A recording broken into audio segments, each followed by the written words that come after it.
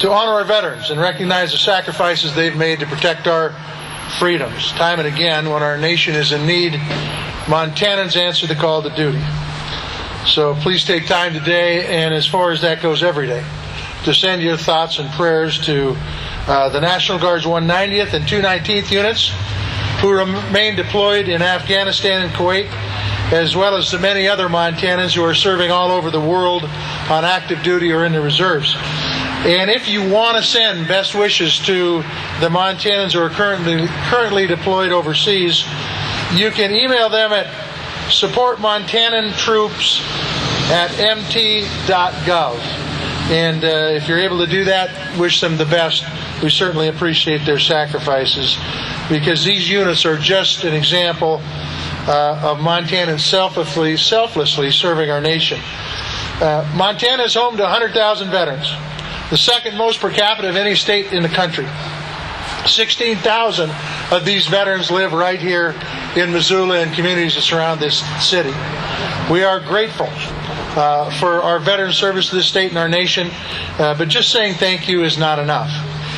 Recently, a Missoula veteran by the name of Deb contacted my office. Now, Deb bravely served her country, but now Deb is one of the 175,000 veterans across this country enrolled in the VA that have hepatitis C. Deb is unable to receive the treatment that she needs in a timely manner because she's on a wait list driven by VA budget constraints. Today, the average veteran in Missoula has to wait 7.5 days to see their primary care physician at the VA.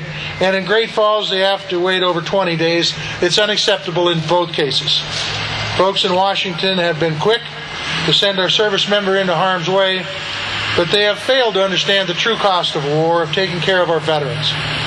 Too many folks in D.C. fail to understand that service and sacrifice are obligations veterans accept willingly when they sign up or they're called to serve. But when we fail to support our veterans, we're dishonoring their service and their sacrifice. And it is time to change that. And that's why yesterday, I, along with other folks in the Senate, took to the Senate floor and we passed an amendment that invests an additional $1.9 billion for VA medical services. Now, I'm here to tell you that amendment passed unanimously. That simply doesn't happen in the United States Senate these days. But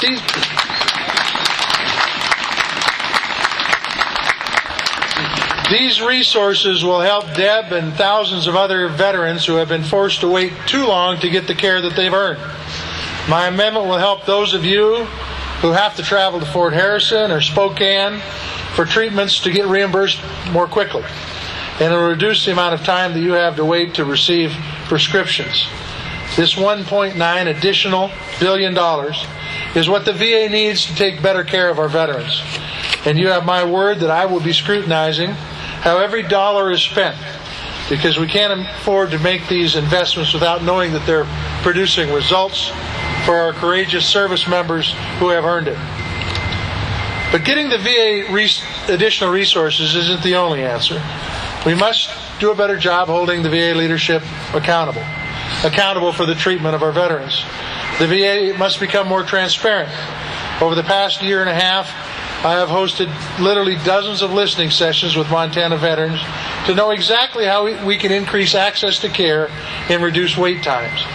And that is why I'm working with local hospitals and healthcare providers to create more partnerships with the VA, establishing more residency slots for young doctors, to be able to recruit and retain more mental health care providers and hire more physician's assistants to reduce wait times. The Senate continues to pass provisions of my Docs for Veterans Act, which will increase access to mental health care for veterans of all ages.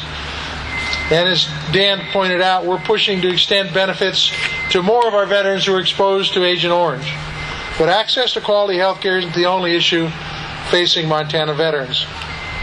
After hearing directly from Montana veterans, I was able to sit down with a chap by the name of Jerry Moran, a senator out of Kansas. He's a Republican. And we wrote a bill that provides veterans with the opportunity to pursue their dreams of owning their own businesses.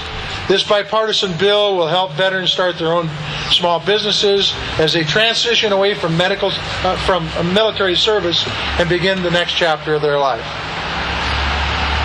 As the only Montanan on the Veteran Affairs Committee, I will continue to be your voice. I will continue to hold the federal government accountable and to ensure our veterans are heard. Our efforts to improve access to good health care and good education and quality housing and better paying jobs should be as unwavering as the commitment when we send these brave men and women to serve our nation. Veterans deserve our very best. And as we honor Veterans Day, know that my efforts to improve life for Montana veterans will never stop. And there's much more work to be done.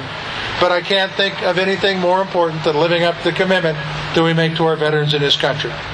Please know that my door is always open to you and to veterans across this state. If you're facing an issue, please give us a call. Oftentimes we can get a lot of these problems solved. But Dan, I just want to thank you for allowing me to be part of this celebration today.